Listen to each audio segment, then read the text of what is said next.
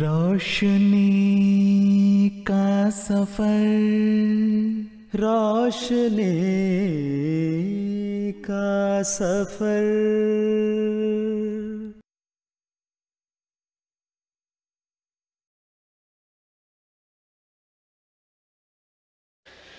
Assalamualaikum warahmatullahi wabarakatuh. Asyhadu an la ilaha illallah wahdahu la syarikalah wa asyhadu anna Muhammadan abduhu wa rasuluh.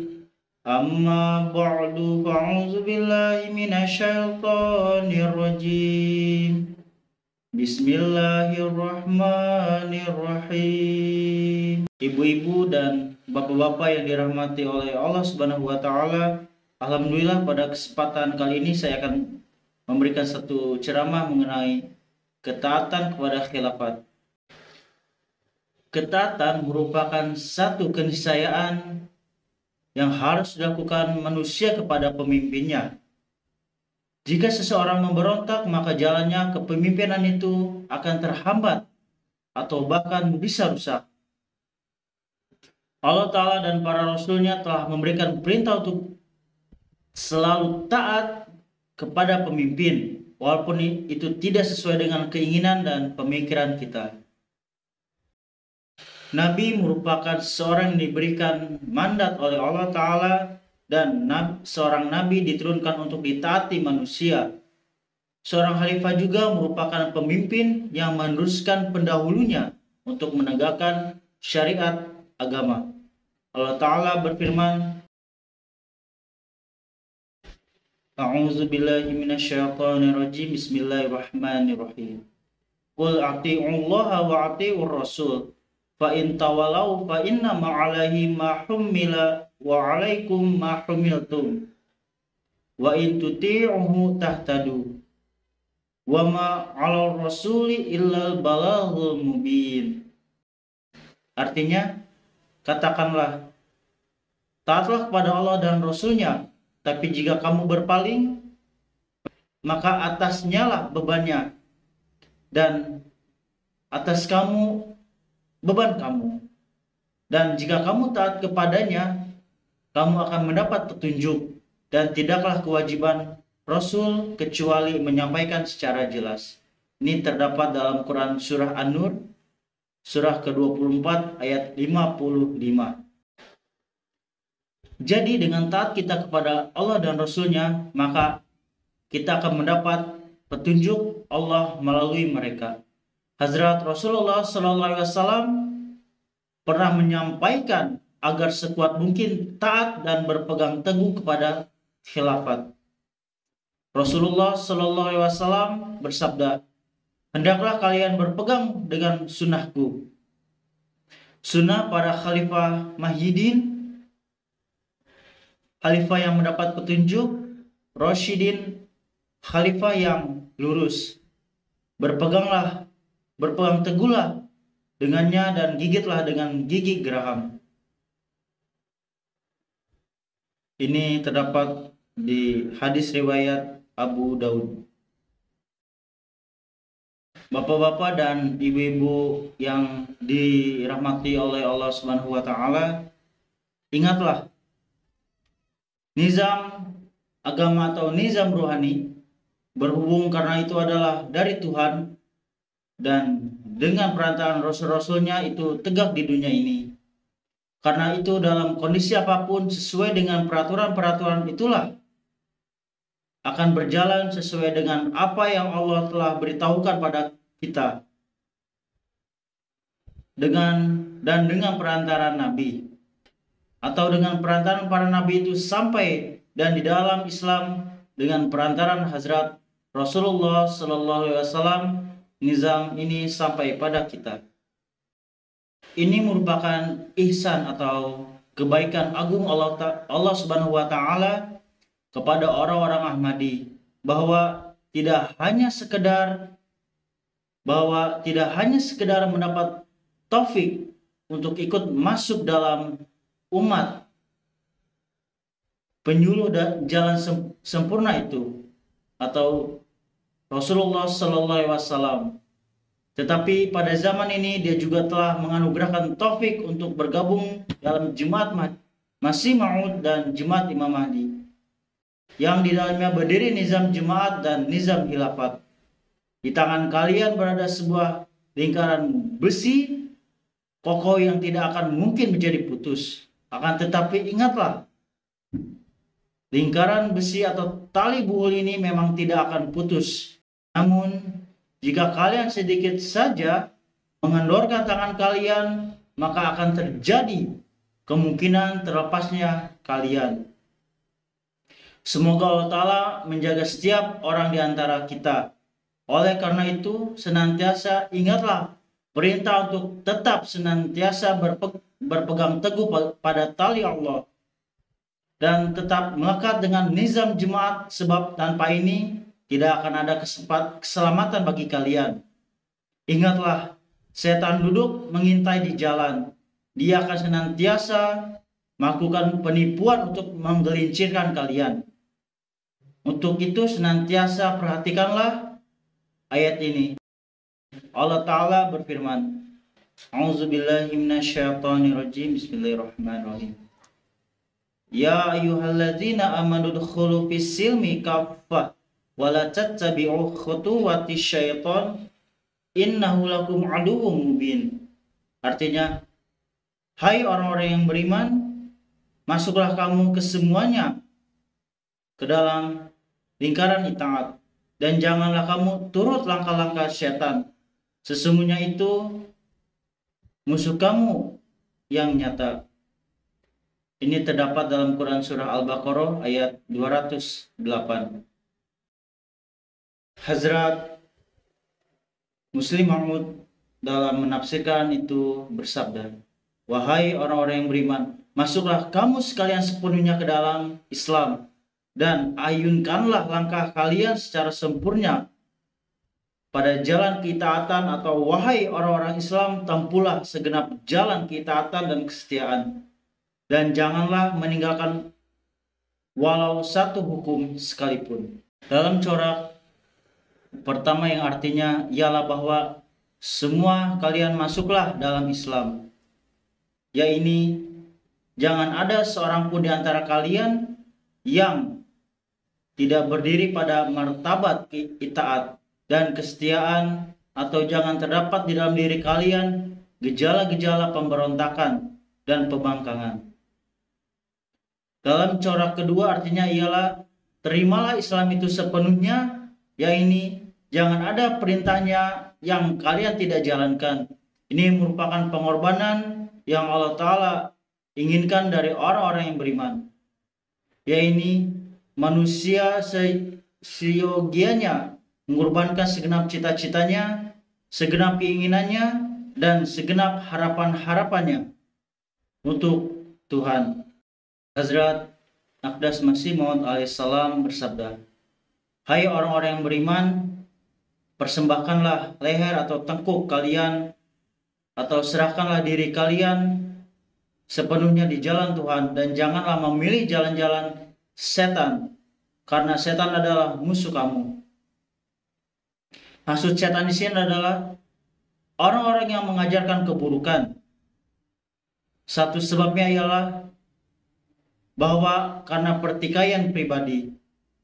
Apakah mereka menyuruh memutuskan lewat nizam jemaat, atau mereka tidak meminta keputusan lewat nizam jemaat sebagaimana Hazrat Aqdas Masih Maud alaihissalam telah sabdakan, bahwa orang-oranglah yang mengajarkan keburukan dan menciptakan khayal-khayalan buruk di dalam, lalu menghasut orang-orang untuk menentang nizam jemaat, dan akibatnya kalian berada dalam lingkaran setan.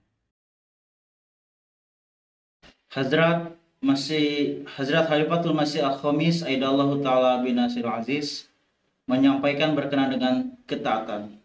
Beliau bersabda, jika kita tidak mentaati perintah-perintah itu dan tidak ada upaya untuk mengamalkan perintah-perintah yang Allah Ta'ala dan Rasulnya telah berikan, maka kadang-kadang pendakwaan yang besar-besar pun akan terbukti salah.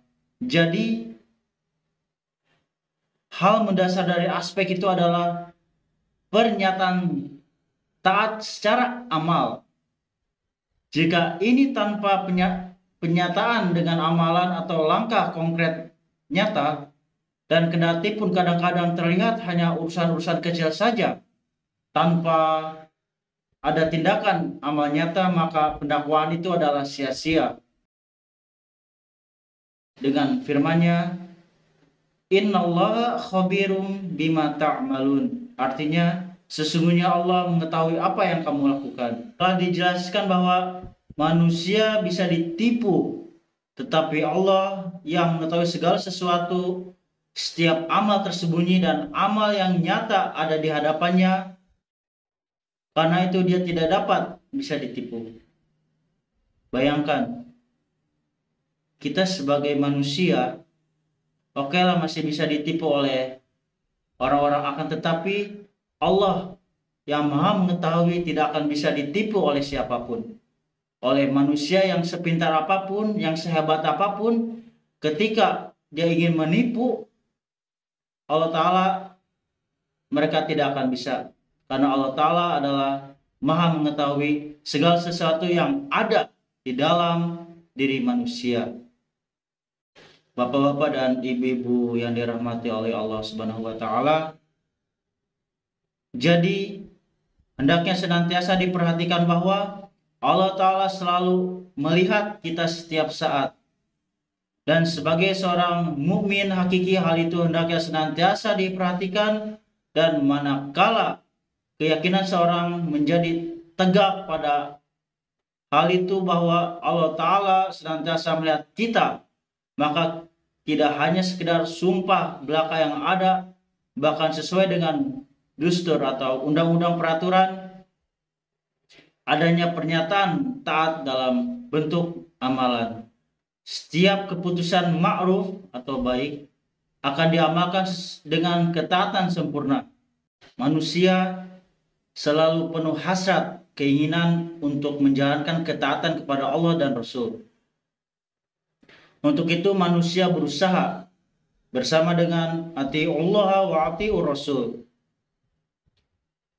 Taatlah kepada Allah dan taatlah kepada Rasul. Ada juga wa uli amri minkum, dan juga kepada ulil amr atau pemegang wewenang atau urusan. Di antaramu juga ya ini menjadi perlu untuk mentaati amir dan nizam jemaat. Taat kepada khalifah pada waktu itu pun juga menjadi perlu. Lalu kepada orang yang tidak memperlihatkan ketaatan yang sempurna dan melakukan keinginannya sendiri, Allah Ta'ala berfirman, dosa kamu tidak mengamalkan perintah-perintah itu, dan dosa kamu berpaling dari itu, atau beban ini adalah ada pada pundak kamu, dan kamulah yang akan ditanya terkait dengan itu. Rasul tidak akan ditanya terkait dengan itu. Rasul Allah tidak bertanggung jawab pada hal itu. Rasulullah telah menyampaikan perintah-perintah syariat, dan kemudian dalam mengikuti Rasul, khalifah yang ada telah menyampaikan hukum-hukum Allah dan Rasulnya. Jadi orang-orang yang memberikan nasihat, orang-orang yang memberikan perintah syariat itu telah melaksanakan tugasnya. Bagi mereka tidak mengamalkan itu akan dimintai pertanggungjawaban. Di sini urusan khalifah yang saya kaitkan dengan Rasul sesungguhnya, satu adalah saya telah memberitahukan bahwa di dalam Al-Quranul Karim ada tertera ulil amri minkum. Yang kedua, Khalifah Rashidah itu datang untuk memajukan seterusnya tugas Rasul, dan inilah mata rantai kenabian. Mengenai taat, Hazrat Masih Maud alaihissalam bersabda, taatlah pada Allah dan Rasulnya dan para pemimpin yang ada. Itaat merupakan perkara yang jika dilakukan dengan hati yang benar maka akan timbul nur di dalam kalbu, kelezatan di dalam ruh dan cahaya. Mujahadah tidak sedemikian penting sebagaimana pentingnya itaat, tetapi syaratnya ialah ketaatan yang benar, dan inilah merupakan perkara yang sulit. Di dalam itaat penting menyembelih hawa nafsu atau keinginan-keinginan pribadi. Tanpa itu taat tidak akan dapat sempurna dan hawa nafsu merupakan bara yang dapat menjadi berhala di dalam kalbu para muwahhid besar atau orang-orang besar yang mengesahkan Tuhan. Para penentang yang tidak memahami mengatakan bahwa Islam disiarkan dengan kekuatan pedang. Tetapi saya katakan bahwa ini tidaklah benar. Pada dasarnya aliran-aliran kalbu mengalir keluar setelah penuh dengan air ketaatan. Ini saya ambil dari khutbah huzur Hazrat Khalifatul Masih Al-Khamis. Ini merupakan dampak dari ketaatan dan persatuan yang karenanya dia mampu menundukkan kalbu-kalbu yang lain. Wajah Hazrat Rasulullah SAW yang memancarkan nur ketakwaan pada Allah dan mengambil warna jalal dan jamal atau kegagahan dan keindahan. Di dalam itulah terdapat daya magnet dan kekuatan. Dan kemudian jemaat beliau menampilkan contoh ketaatan pada Rasul dan keistiqomahannya sedemikian rupa terbukti unggul melebihi kekeramatan, sehingga yang melihatnya serta merta akan datang berlari-lari padanya. Walhasil kini pun perlu kondisi seperti para sahabat dan persatuannya. Sebab jemaat yang tengah dipersiapkan lewat tangan Hazrat Masih Maud salam, Allah telah masukkan dalam jemaat yang Hazrat Rasulullah SAW telah persiapkan. Dan karena kemajuan jemaat adalah dengan contoh-contoh orang-orang seperti itu, maka kalian yang dikatakan jemaat Hazrat Masih Maud salam yang ingin berjumpa dengan para sahabat, ciptakanlah warna para sahabat yang di dalam diri kalian. Jika taat yang dituntut seyogianya kita itu seperti mereka, cinta dan persaudaraan di antara sesama pun hendaknya seperti mereka. Walhasil dalam segenap warna, segenap corak, kamu pilihlah bentuk dan corak sebagaimana yang pernah ditempuh oleh para sahabat Hazrat Rasulullah Sallallahu Alaihi Wasallam. Karena di dalam wahyu Hazrat Masih Maud salam, itaat me barkate. Di dalam ketaatan pasti ada keberkahan. Semoga Allah Ta'ala menjadikan kita waris doa-doa Hazrat Masih Maud salam, dan selain itu semua doa-doa yang beliau panjatkan untuk jemaat yang dicintai dan menjadikan kita sebagai orang-orang beribadah padanya. Membersihkan kita dari segenap syirik, senantiasa dalam ketaatan yang sempurna padanya, dan dengan menganugerahkan semua berkah-berkah ketaatan ini. Dan semoga Allah Ta'ala senantiasa mengenakan jubah-jubah rahmat dan karunia-nya pada kita. Amin. Mungkin itu saja yang bisa saya sampaikan dalam ketaatan pada khilafat. Wa akhiru dawana alhamdulillah rabbil alamin. Wassalamualaikum warahmatullahi wabarakatuh. रोशनी का सफर, रोशनी का सफर।